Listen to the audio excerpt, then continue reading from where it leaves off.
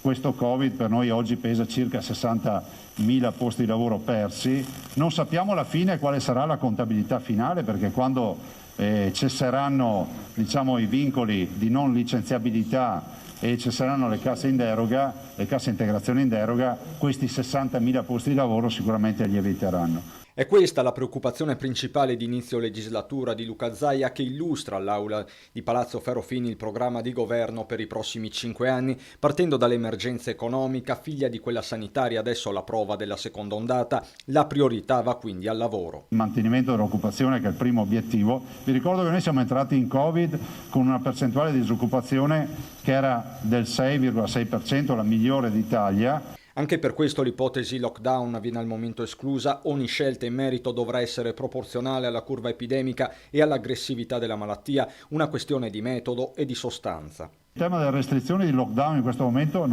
assolutamente in questo momento il lockdown non ce n'è e non ne prendiamo. E ci stiamo confrontando. Abbiamo ancora il 96% dei positivi che non sono sintomatici. Emergenze e programmi inevitabilmente si fondono e si confondono. Sarà una legislatura segnata dalla pandemia, dice Zaia, annunciando che tornerà a costituirsi in via stabile l'unità di crisi di Marghera proprio nelle ore in cui scattano i 3 anni dal referendum dell'autonomia. Era il 22 ottobre del 2017. Alla madre di tutte le battaglie ora si affiancano i temi della ricostruzione, dei cambiamenti climatici, delle Olimpiadi e delle infrastrutture, dalla Pedemontana alla TAV, passando per la Via del Mare, e questo con un occhio all'Europa.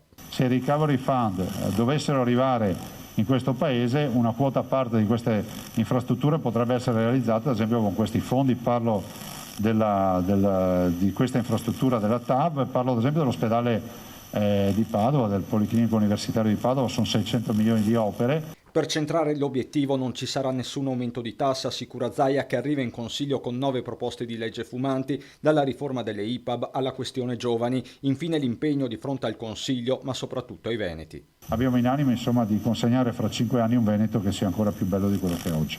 Grazie.